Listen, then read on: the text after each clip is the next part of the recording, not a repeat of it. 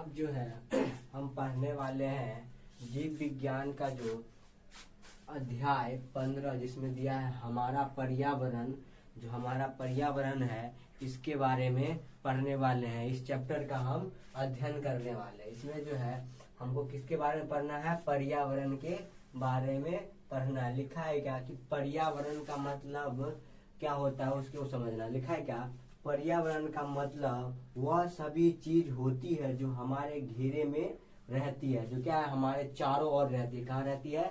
हमारे चारों ओर। जैसे कि सभी जो जैविक जो जिसके अंदर जान होता है वो, या फिर जो अजैविक होती है जिसके अंदर जान नहीं होता है वो भी जो भी घटना है उसके मेल से क्या बनता है? उसके मेल से बनता है परितंत्र। क्या बनता है? परितंत्र। उसके बाद लिखा है क्या? एक परितंत्र में जीव भोजन के लिए एक दूसरे पर निर्भर होते हैं जिसे आहार श्रृंगाल या आहार जाल बनते हैं। जैसे कि मान लो कि भोजन के लिए एक दूसरे पे कैसे निर्भर रहेंगे। यहाँ पे दिया है कि भोजन पे एक दूसरे से निर्भर रहते हैं। मान लो कि कोई पेड़ पौधा है, अगर हम उसको सूरज का रोशनी नहीं देंगे, पानी नहीं देंगे, हवा नहीं देंगे तो क्या वो भोजन बना पाएगी? नहीं बना पाएगी। सूरज का रोशनी हो गया वो, पानी हो गया वो, या हवा, ये सब कैसा चीज है? ये सब अजैविक चीज है, मतलब जिसके अंदर जान नहीं होता है। तो दोनों क्या है? एक दूसरे के ऊपर इंडिपेंडेंट है, मतलब एक दूसरे पे निर्भर करता है। वो कैसे करता है? मान लो कि पेड़ पौधा क्या करता है? सूरज की रोशनी से अपना भोजन को बनाता है, पानी भी लेता है, उसके लिए पानी का भी जरूरत पड़ता है, हवा का भी जरूरत पड़ता है। ठीक है ना? तो वही दिया है कि एक दूसरे पे क्या है? निर्भर रहता है। उसके बाद लिखा है मनुष्य की गतिविधियों के कारण हमारे पर्यावरण में गिरावट आ रही है और वो समस्या उत्पन्न हो रही है जिसे ओजोन परत का ह्रास व कचरे का निपटना मतलब कि माना गया है। कि जैसे मान लो कि मनुष्य का जो भी जनसंख्या है, वो जितना जनसंख्या बढ़ेगा लोगों का उतना जो जरूरत है वो बढ़ जाएगा। उसको जितना ज्यादा कपड़ा चाहिए, पानी चाहिए, रहने के लिए जगह चाहिए, फिर खाना बनाने के लिए लकड़ी चाहिए, तो वो सब होगा। तो वो सब कहाँ से आता है? वो सब पर्यावरण से आएगा। तो इसके कारण क्या हो रहा है? हमारा जो पर्यावरण है जो उसमें क्या हो रहा है? उसकी गतिविधियां, मनुष्य का जो जनसंख्या बढ़ रहा है उसके कारण क्या हो रहा है? हमारा पर्यावरण में जो है वो गिरावट आ रहा है और बहुत सारा समस्या उत्पन्न हो रही है। जैसे कि मान लो कि लोग रहने के लिए जंगल को काट रहे हैं, फिर पानी का ज्यादा यूज कर रहे हैं, पानी ज्यादा उपयोग कर रहे हैं। ठीक है? उसके बाद इसी सब से क्या होता है? जो हमारा पर्यावरण है उसमें बहुत सारा गिरावट आ रहा है। उसके बाद लिखा है परितंत्र, जिसको इकोसिस्टम बोलते हैं, वो क्या होता है उसके बारे में हम यहाँ पे समझने वाले हैं। यहाँ पे सबसे पहले क्या दिया है कि पर्यावरण जो परितंत्र है उसका परिभाषा दिया है। क्या लिखा है? परिभाषा में लिखा है एक क्षेत्र के सभी जीव ये अजैविक घटक मिलकर एक परितंत्र का निर्माण करते हैं। जैसे कि मान लो कोई भी जो जीव है, जैसे जिसके अंदर जान है वो और जिसके अंदर जान नहीं है वो दोनों मिल करके और क्या करता है? एक परितंत्र का निर्माण करता है। लिखा है इसलिए एक परितंत्र जैविक मतलब जीवित जीव और अजीविक घटक, जैसे कि मान लो कि अजीविक में बताया था ना, जैसे कि मान लो तापमान हो गया, वर्षा हो गया, हवा हो गया, मुद्रा हो गया, आदि से मिल करके बनता है। तो दोनों जो है एक जैसे मान लो कि पेड़ पौधा हो गया, सूरज का रोशनी हो गया, या फिर मान लो कि तापमान, वो उसी तापमान जो उसी में आ जाता है। जैसे कि वर्षा हो गया, ये सब, या हवा हो गया, ये सब से मिल करके क्या बनता है? ये सब से मिल करके परितंत्र बनता है। लिखा है परितंत्र के कितने प्रकार होते हैं? परितंत्र के 2 प्रकार होते हैं। सबसे पहला यहाँ पे दिया है प्राकृतिक परितंत्र, जो नेचुरल रिसोर्स मतलब जो भगवान के द्वारा, जो ऊपर वाले के द्वारा बनाया, जिसको क्या है कोई मनुष्य नहीं बनाया है, उसको क्या बोलते हैं? उसको बोलते हैं प्राकृतिक परितंत्र। लिखा है कि परितंत्र जो प्राकृतिक में विद्यमान है। जैसे उदाहरण में दिया है क्या कि जंगल, मान लो कि जंगल कोई मनुष्य बनाया है क्या? नहीं बनाया है। उसके बाद फिर दिया है सागर, जो सागर होता है क्या उसको मनुष्य बनाया है? नहीं बनाया है। कोई झील हो गया, कोई झील को मनुष्य बनाया है? नहीं बनाया। वो किसके द्वारा आया है? वो भगवान से दिया गया, वो नेचुरल रिसोर्स है। ठीक है ना? उसके बाद दिया है कि सेकंड में दिया है इसका दूसरा प्रकार में दिया है मानव निर्मित परितंत्र, जो किसके द्वारा बनाया गया है? मनुष्य के द्वारा, मानव के द्वारा बनाया गया है। यहाँ पे लिखा है जो परितंत्र मानव ने निर्मित किए हैं उन्हें मानव निर्मित परितंत्र कहते हैं। जो किसके द्वारा, जो मानव बनाता है उसको बोलते हैं मानव निर्मित परितंत्र कहते हैं। जैसे कि मान लो खेत हो गया, ठीक है, जलसाय जहाँ पे जल को इकट्ठा करके रखा जाता है, या कोई बगीचा हो गया, इसको किसने बनाया है, इसको मनुष्य ने बनाया है। किसने बनाया है, मनुष्य ने। तो यही यहाँ पे दो प्रकार दिया। सबसे पहला प्रकार इसमें क्या था कि प्राकृतिक परितंत्र, और उसका जैसे कि मान लो जंगल हो गया, सागर हो गया, झील हो गया, ये सब किसके अंदर आता है, ये सब आता है प्राकृतिक परितंत्र के अंदर। उसके बाद दिया है मानव निर्मित परितंत्र, जो किसके द्वारा बनाया गया है, मानव के द्वारा। और जो प्राकृतिक है वो किसके द्वारा बना, प्रकृति के द्वारा बना हुआ रहता है, उसको मानव ने नहीं बनाया है। ठीक है, यहाँ तक नोट करें। अब जो है हम पढ़ने वाले हैं परितंत्र के घटक के बारे में। जैसे कि हमने आपको बताया था, एक होता है अजैविक घटक और एक होता है जैविक घटक, ठीक है ना। जिसमें अजैविक में आ जाता है हवा, जल, भूमि, ये सब क्या आ जाता है जिसके अंदर जान नहीं हो। और जैविक में हो जाता है जो इसके अंदर जान हो, उसके बारे से हो गया पौधा या जानवर, ठीक है ना। यहाँ पे दिया है कि उसके बाद जैविक को हमने 3 प्रकार में बांटा है। सबसे पहला आता है उत्पादक, फिर होता है उपभोक्ता, उसके बाद आता है अपघटक। क्या आता है, अपघटक। ये 3 प्रकार में हमने इसको बांटा है। उसके बाद यहाँ पे दिया है क्या, उसके बाद फिर है उपभोक्ता को हमने 4 प्रकार में बांटा। क्या है, सबसे पहला है जो शाकाहारी होता है। क्या होता है, जो साग सब्जी खाता है उसको क्या बोलते हैं, शाकाहारी। यहाँ पे दिया है। उसके बाद दिया है मांसाहारी, कि किसके में बांटे। उसके बाद मांसाहारी, जो क्या खाएगा, मांस। उसके बाद दिया है, यहाँ पे दिया है सर्वाहारी, जो क्या होता है, जो सर्वाहारी हो गया। उसके बाद यहाँ पे दिया है परजीवी। क्या दिया है, परजीवी। तो आगे जो हम इस सब के बारे में पढ़ने वाले हैं। उसके बाद यहाँ पे दिया है क्या, अजीविक घटक। क्या होता है, जिसके अंदर जान नहीं होता। लिखा क्या, सभी निर्जीव घटक, जितने भी निर्जीव जिसके अंदर जान नहीं होता, जैसे कि मान लो हवा हो गया, पानी हो गया, भूमि हो गया, प्रकाश और तापमान आदि से मिलकर अजैविक घटक बनाते हैं, ठीक है ना। उसके बाद यहाँ पे दिया है क्या, जैविक घटक। यहाँ पे दिया है सभी सजीव घटक, जैसे पौधा, जानवर, सूक्ष्म जीव। उसके बाद दिया है फफूंदी आदि। लिखा है क्या कि ये सबसे जो मिलकर के क्या बनता है, जैविक घटक बनाते हैं। क्या बनाते हैं, सबसे मिलाकर जैविक घटक। तो आगे जो है हम लोग ये इसके बारे में, ये सब के बारे में पढ़ने वाले, उत्पादक के बारे में पढ़ने वाले हैं, उपभोक्ता के बारे में पढ़ने वाले हैं, ये सब के बारे में हम आगे पढ़ने वाले हैं। तो तब तक आप यहाँ तक नोट करेंगे।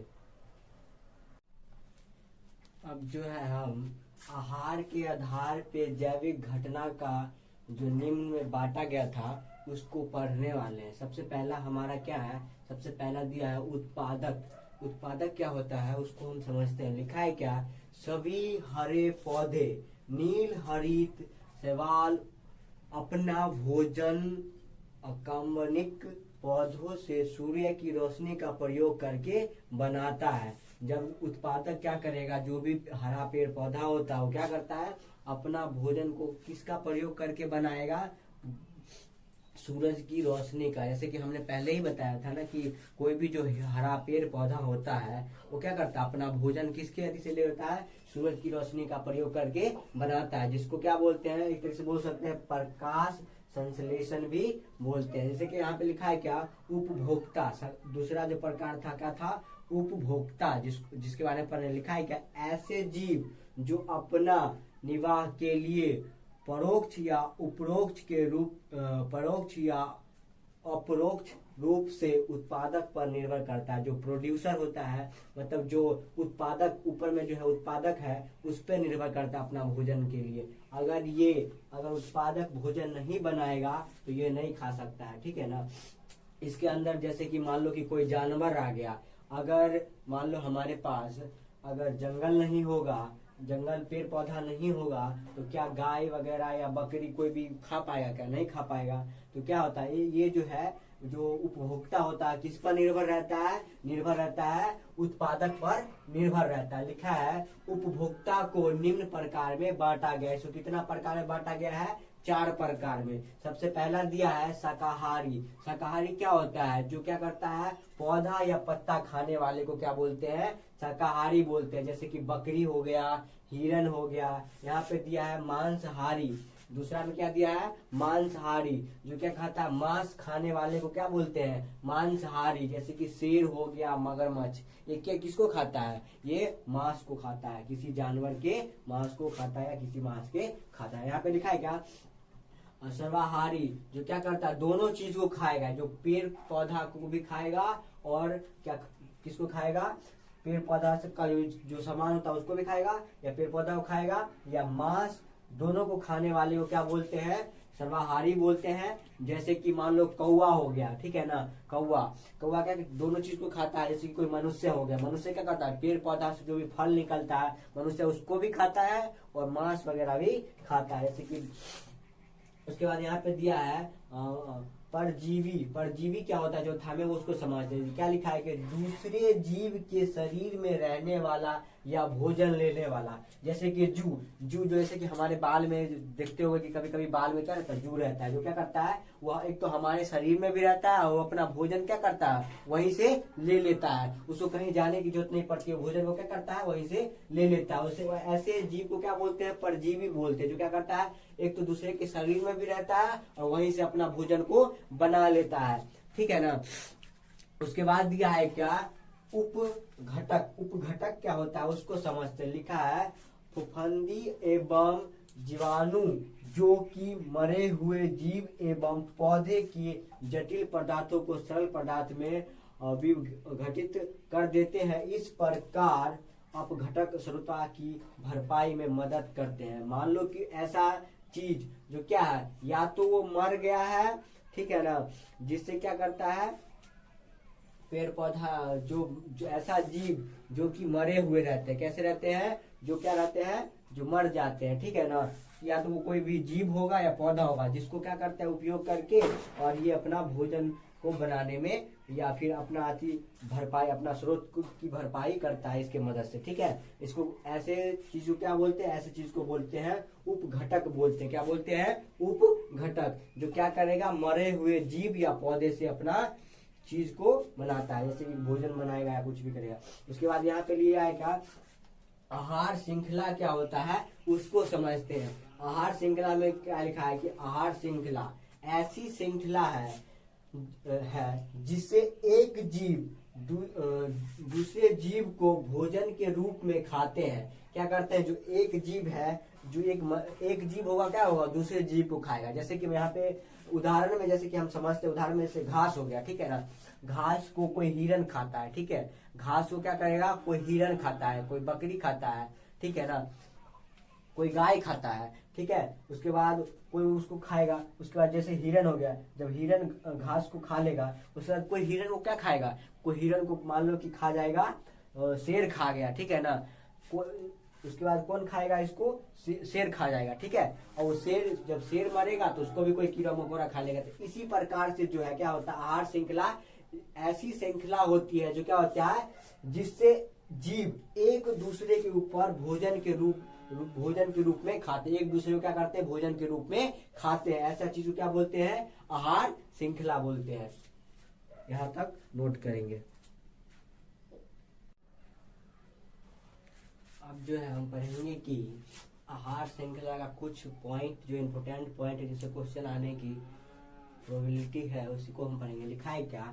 एक आहार श्रृंखला में उन जैविक घटकों को जिनमें ऊर्जा का स्थानांतरण होता है उसको क्या बोलते हैं? उसको बोलते हैं पोषी स्तर कहलाता है। उसको क्या बोलते हैं? पोषी स्तर बोलते हैं। लिखा है कि एक आहार श्रृंखला में ऊर्जा का स्थानांतरण एक दिशा में चलता है। उसका जो स्थानांतरण है वो क्या, किस दिशा में चलेगा?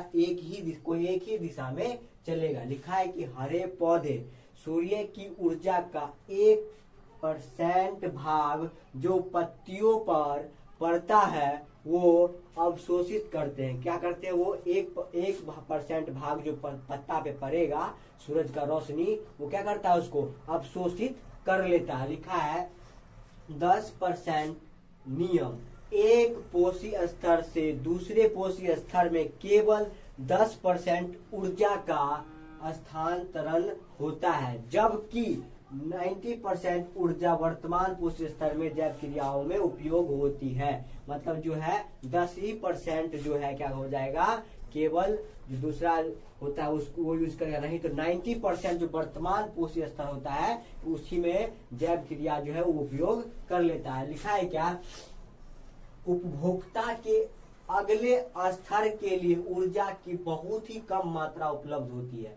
मतलब बहुत ही कम मात्रा उस पे पाई जाती है, उसका जो उपभोक्ता का जो अगला स्तर होगा उसके लिए बहुत ही कम ही ऊर्जा मिलता है उसको। अतः आहार श्रृंगाल में सामान्यतः 3 अथवा 4 चरण होती है। कितना होता है, 3 या 4 चरण होता है। देखो यहाँ पे हम समझने के लिए एक पोषी स्तर लिए हैं और एक क्या लिए हैं, ऊर्जा स्तर। इसको हम समझते हैं। लिखा है क्या, सबसे पहले यहाँ पे लिखा है उत्पादक। क्या लिखा है, उत्पादक। उत्पादक में क्या ले लिए, हम ले लिए हैं 1000 केजी जूल लिए है। उसके बाद क्या लिखे हैं यहाँ पे, प्राथमिक जो उपभोक्ता, जो सबसे पहला उपभोक्ता होगा वो उसका जो वैल्यू होता है उसका होता है, यहाँ पे लिखा है 100 जूल हो गया। ठीक है, मान लो कि 100% हो गया। ठीक है, उसके बाद यहाँ पे लिखा द्वितीय उपभोक्ता, जहाँ पे मतलब 10% होता है, और तृतीय उपभोक्ता में 1% होता है। जो 1% वाला कहाँ गया, यहाँ पे हरे पेड़ पौधा जो क्या करता है 1% करता है, वो उस उपभोक्ता किसमें आता है, तृतीय उपभोक्ता में आ जाता है। यहाँ पे लिखा है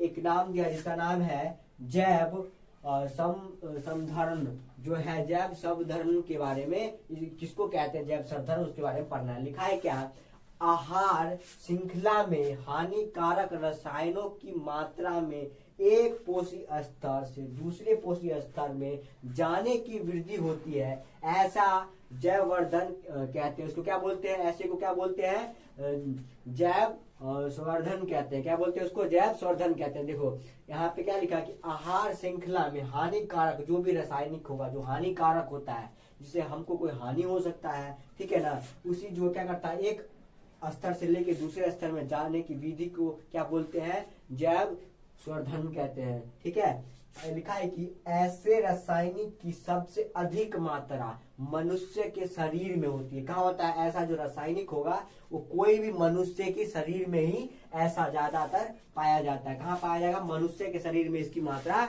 ज्यादा होती है। तो अब आगे भी कुछ रह गया, कुछ पॉइंट उसको भी कवर करने, तो यहाँ तक तब तक आप लोग इसको नोट करेंगे।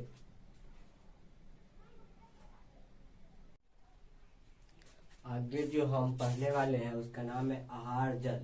ये आहार जाल क्या होता है उसके बारे में पढ़ने वाले। लिखा है कि आहार श्रृंखलाएं आपस में प्रकृति रूप से जुड़ी होती है, जो एक जाल का रूप धारण कर लेती है, उसे आहार जाल कहते हैं। क्या होता है, जो प्रकृति रूप से क्या होता है, जो जुड़ा रहता है और एक जाल को धारण कर लेता है। जैसे कि यहाँ पे देखिए, यहाँ पे दिया है क्या, ये सांप है, सांप, और सांप की सबसे पहले ये तिलचट्टा होता है। ठीक है ना, जो घर में देखते हो कि आपको तिलचट्टा मिलता है, उसको मेढक देखिए ना, मेढक वो क्या करता है, उसको खा जाता है।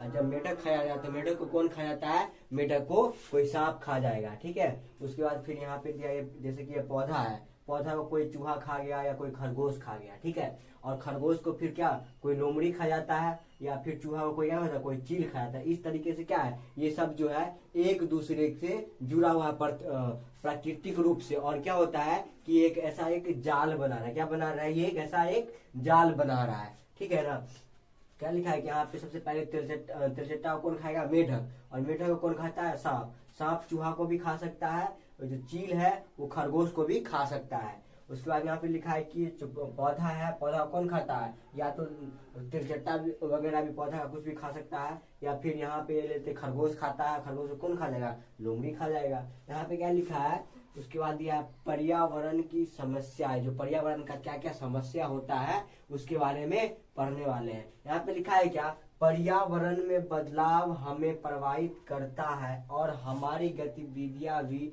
पर्यावरण को प्रभावित करती है। जो हमारा जो गतिविधियां है, जो जनसंख्या जैसे जैसे बढ़ रही है ना, वो भी हमारे पर्यावरण को क्या करता है, प्रभावित करता है। इससे पर्यावरण में धीरे धीरे गिरावट आ रही है। बताए जैसे कि हमने बताया था ना कि पर्यावरण, मान लो कि जितना जनसंख्या बढ़ेगा, लोगों का जरूरत उतना बढ़ जाएगा, उनको रहने के लिए घर चाहिए, मतलब जमीन चाहिए, तो क्या करेंगे वो वन का कटाई करेंगे। उससे क्या हो जाएगा, फिर जितना ज्यादा लोग बढ़ेंगे उतना ज्यादा प्रदूषण होगा। क्या होगा, जल प्रदूषण होगा, वायु प्रदूषण होगा, है ना।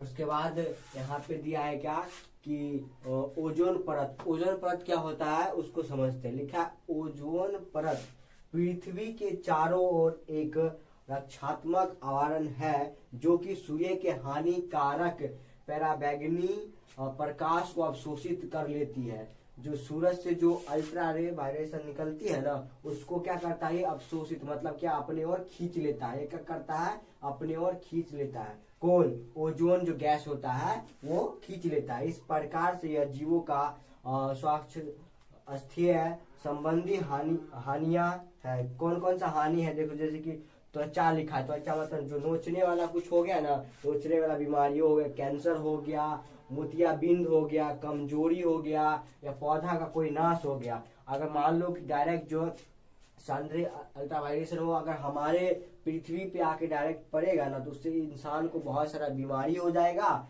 और क्या हो जाएगा, उससे पेड़ पौधा भी नष्ट हो जाएगा। तो उससे बचाने का काम कौन करता है, उससे बचाने का काम करता है ओजोन का जो परत होता है, ओजोन का जो लेयर होता है, वो बचाने का काम करता है। यहाँ पे दिया है मुख्य रूप से ओजोन परत समताप मंडल में पाई जाती है। कहाँ पे पाया जाता है, समताप मंडल में। उसके बाद क्या लिखा है, जो कि हमारे वायुमंडल का हिस्सा है। जो किसका हिस्सा है, हमारा जो वायुमंडल है उसका हिस्सा है। उसके बाद लिखा है जमीनी स्तर पर ओजोन एक घातक जहर है। मतलब कि डायरेक्ट अगर वो मतलब जमीन पे देखा जाए ना, तो वो क्या बहुत घातक जहर। उससे अगर कोई इंसान को अगर ओजोन गैस उसकी बॉडी में चला जाए ना, तो मर जाएगा उसी टाइम, क्योंकि बहुत घातक मतलब बहुत जहरीला जहर होता है ये। इसके आगे जो टॉपिक है उसको पढ़ेंगे, तब तक आप यहाँ तक नोट करेंगे। अब जो है हम पढ़ने वाले हैं कि कैसे जो है ओजोन का निर्माण हुआ था उसके रूप में। सबसे पहले आप दिया है क्या, ओजोन का निर्माण निम्न प्रकाश रासायनिक क्रिया का परिमाण है। यहाँ पे दिया है कि देखिए ओजोन गैस का जो फॉर्मूला होता है यहाँ पे O3 लिखा हुआ है। जैसे क्या है ना, O2 प्लस O से मिलकर क्या बनता है O3, जिसको क्या बोलते हैं, ओजोन बोलते हैं। यहाँ पे क्या लिखा है कि O2 पराबैंगनी विकिरण जो है उसको क्या होता है O plus O equal to अणु। मतलब क्या है कि इसको अणु मतलब अंग बोलते हैं, उसका क्या बोलते हैं, अंग बोलते हैं। किसका, ओजोन का। इसे क्या बनता है, ऐसे मिल करके ओजोन बनता है। लिखा है ओजोन परत का ह्रास, इसका क्या क्या हानि हुआ था उसके बारे में पढ़ना है। लिखा है कि 1985 में पहली बार, क्या लिखा है, 1985 में पहली बार एटलांटिक में ओजोन परत की मोटाई में कमी देखी गई थी। पहली बार कमी कहाँ देखा गया था, एटलांटिक में जो होता है ना, वहां पे देखा गया था। सब उसकी परत में मोटाई में कमी देखी गई थी, जिसको क्या बोलते हैं, ओजोन छिद्र के नाम से जाना जाता है। किसके नाम से जाना जाता है, ओजोन छिद्र के नाम से जाना जाता है। लिखा ओजोन का मात्रा में इस तीव्रता से गिरावट का मुख्य कारक मानव संश्लेषण रासायनिक क्लोरोफ्लोरोकार्बन को माना गया। मुख्य रूप से इसका जो कारण है उसको किसको माना गया है, क्लोरोफ्लोरोकार्बन को माना गया है। ठीक है, जिनका उपयोग शीतलन एवं अग्निशमन के लिए किया जाता है। किसके लिए किया जाता है, या तो शीतलन के लिए, नहीं तो अग्निशमन के लिए किया जाता है। उसके बाद क्या लिखा है कि 1987 में संयुक्त राष्ट्र पर्यावरण कार्यक्रम UNEP ने सर्वानुमति बनी की CFC के उत्पादक को 1986 के स्तर पर ही सीमित रखा जाए। कहाँ पे रखा जाए, उसको जो है स्तर पर ही सीमित रखा जाए। किसके द्वारा, UNEP के द्वारा। ठीक है। उसके बाद जो है कचरा प्रबंधन क्या होता है उसको हम लोग समझते लिखा है। आज के समय में उपशिष्ट निपटान एक मुख्य समस्या है जो कि हमारे पर्यावरण को प्रभावित करती है। हमारी जीवन शैली के कारण बहुत बड़ी मात्रा में कचरा इकट्ठा हो जाते हैं। मान लो कि जैसे बताए थे ना, जैसे जैसे जनसंख्या बढ़ेगा, लोग ज्यादा सामान का यूज करेंगे, फिर वो ज्यादा कचरा भी फैलाएंगे, कचरा ज्यादा हो जाएगा तो कचरा ज्यादा इकट्ठा हो जाता है। इसका कचरा प्रबंधन का मतलब यही है कि कचरा ज्यादा इकट्ठा हो जाता है। इसमें जो है ये ईयर को याद रखना है कि सबसे पहली बार कहाँ पे देखा गया था, तो एटलांटिक में देखा गया था, ठीक है ना। ओजोन लेयर का जो मोटाई में कमी था वो, और उसको क्या बोलते हैं, जो मोटाई में कमी हो जाता है उसको क्या बोलते हैं, ओजोन छिद्र बोलते हैं। और कब कौन सा ईयर में देखा गया था, तो 1950 ईस्वी में देखा गया था, ठीक है ना। इसका ओजोन का फार्मूला क्या होता है, O3 होता है, इसको याद रखना है, ठीक है। यहाँ तक नोट करेंगे।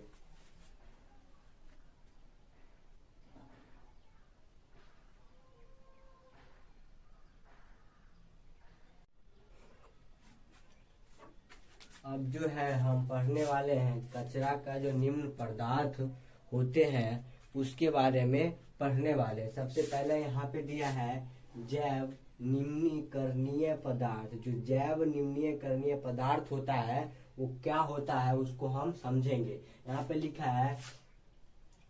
लिखा है कि पदार्थ जो सूक्ष्म जीवों के कारण छोटे घटकों में बदल जाते हैं। किसमें बदल जाएगा, ये छोटे छोटे कण जो होता है ना, छोटे छोटे टुकड़ा में बदल जाता है। यहाँ पे लिखा है कि जैसे फल हो गया या सब्जी का, जो घर में जो सब्जी वगैरह जब देखते हो सब्जी बनने की उसको छीला जाता है ना, उसका जो छिलका होता है वो हो गया, जो सूती कपड़ा होता है वो हो गया, या फिर हो गया जूट हो गया, क्या हो गया, जूट। उसके बाद यहाँ पे हो गया कागज, ये आदि, जिसको हिंदी में बोलते हैं डपोइया, जो जिसका दिवाली के टाइम में संठी वगैरह बनता है ना, उसको वही होता है जूट। यहाँ पे लिखा है क्या, उसके बाद कागज।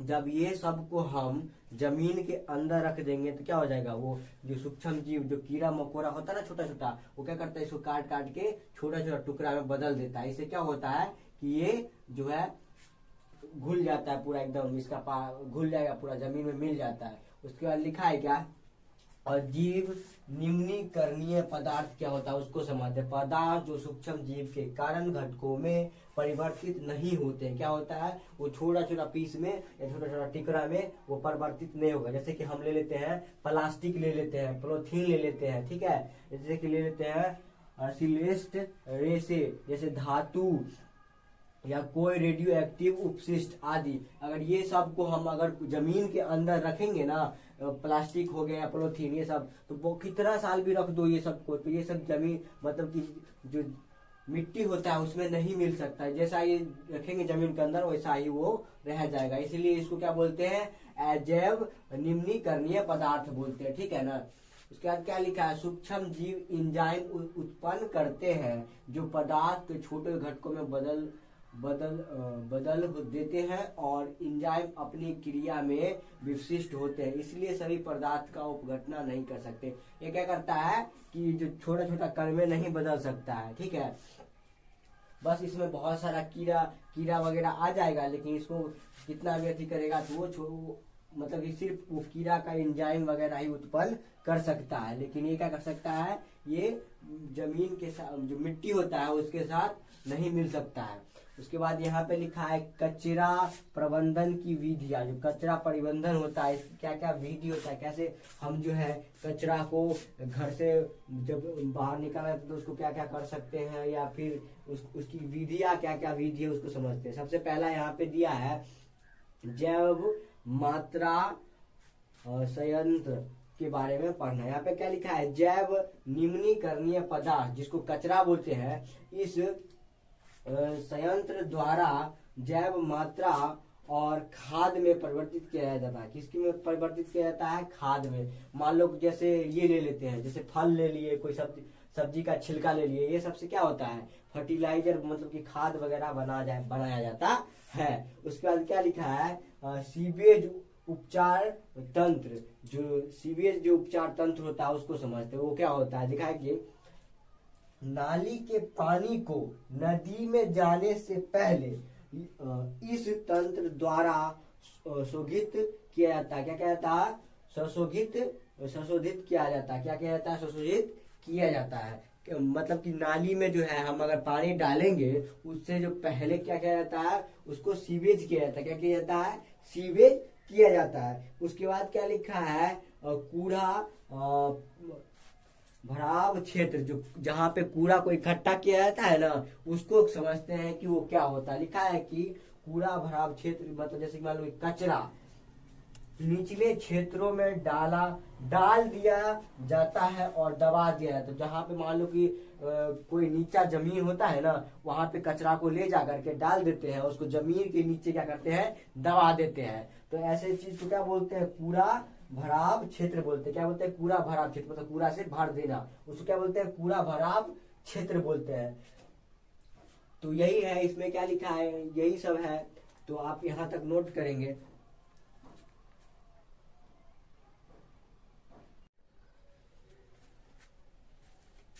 और चौथा जो उसका टाइप है वो है कंपोस्टिंग। कंपोस्टिंग क्या होता है उसको समझते हैं। यहाँ पे लिखा है जैविक कचरा कंपोस्ट गड्ढे में भरकर ढक दिया जाता है। किसके द्वारा ढक दिया जाएगा? मिट्टी के द्वारा। क्या करता है? कचरा को इकट्ठा करके और क्या करते हैं? गड्ढे में भर देते हैं, उसके बाद उसको मिट्टी से ढक देते हैं। लिखा है कि 3 महीने में कचरा खाद में बदल जाता है। जो 3 महीने में जो है कचरा जो है किसमें बदल जाएगा? वो खाद में बदल जाता है। ऐसी चीज जो क्या बोलते हैं? ऐसी चीज को बोलते हैं कंपोस्टिंग, जिसमें जो है कचरा को गड्ढा में भर दिया जाता है, मिट्टी से उसको ढक दिया जाता है। ठीक है। और 3 महीने के बाद जो है वो कचरा जो है गड्ढा में खाद में बदल जाता है। लिखा है कि उसका 5वां प्रकार क्या है? 5वां प्रकार लिखा है पुनः चक्रण। पुनः चक्रण क्या होता है उसको समझते हैं। लिखा है अजैव निम्नीकरणीय पदार्थ कचरा पुनः इस्तेमाल के लिए नए पदार्थों में बदल दिया जाता है। मतलब जो कचरा है वो क्या होता है, उसको पुनः फिर से इस्तेमाल करने के लिए दूसरे पदार्थ में बदल दिया जाता है। ठीक है। ऐसे को क्या बोलते हैं? ऐसे को बोलते हैं पुनः चक्रण बोलते हैं। ठीक है। उसके बाद यहाँ पे दिया है पुनः उपयोग। उसको फिर से कैसे उपयोग करते? लिखा है एक पारंपरिक तरीका है जिसमें एक वस्तु का पुनः इस्तेमाल कर सकते हैं। क्या है? मतलब कोई एक ऐसा वस्तु है जिसका क्या होता है? पुनः मतलब दोबारा भी हम प्रयोग कर सकते हैं। जैसे अखबार से लिफाफा बनाना, जैसे कि न्यूज़पेपर होता है जिसको अखबार बोलते हैं, उससे क्या होता है? लिफाफा बना करके, जो जिस टाइम में देख रहे थे कोरोना आ गया था या फिर पॉलीथीन पे बैन लग गया था, उस टाइम क्या था कि अखबार का ज्यादा यूज करते थे, उसको फाड़ के लिफाफा बना करके उसमें सामान दिया करते थे। तो उसी प्रकार यहाँ पर लिखा है क्या? अखबार से लिफाफा बनाना। ऐसी चीज को क्या बोलते हैं? पुनः उपयोग। मतलब पुनः उपयोग मतलब क्या हो गया है? एक सामान को बार बार यूज करते हैं, उसको क्या बोलते हैं? पुनः उपयोग। ये हमारा टेलीग्राम चैनल का लिंक है जहाँ पे आपको इस चैप्टर का नोट्स और इसका ऑब्जेक्टिव क्वेश्चन, जो VBI ऑब्जेक्टिव क्वेश्चन होगा वो, और VBI सब्जेक्टिव क्वेश्चन, हर एक चीज आपको मेरा टेलीग्राम चैनल पे मिल जाएगा। तो इस चैप्टर में इतना ही था, यहीं पे अब ये चैप्टर खत्म होता है। तो आपको अगर ये वीडियो अच्छा लगा, टॉपिक सारा समझ में आया, तो वीडियो को लाइक करें, मेरा चैनल को सब्सक्राइब करें और अपने फ्रेंड को शेयर करें।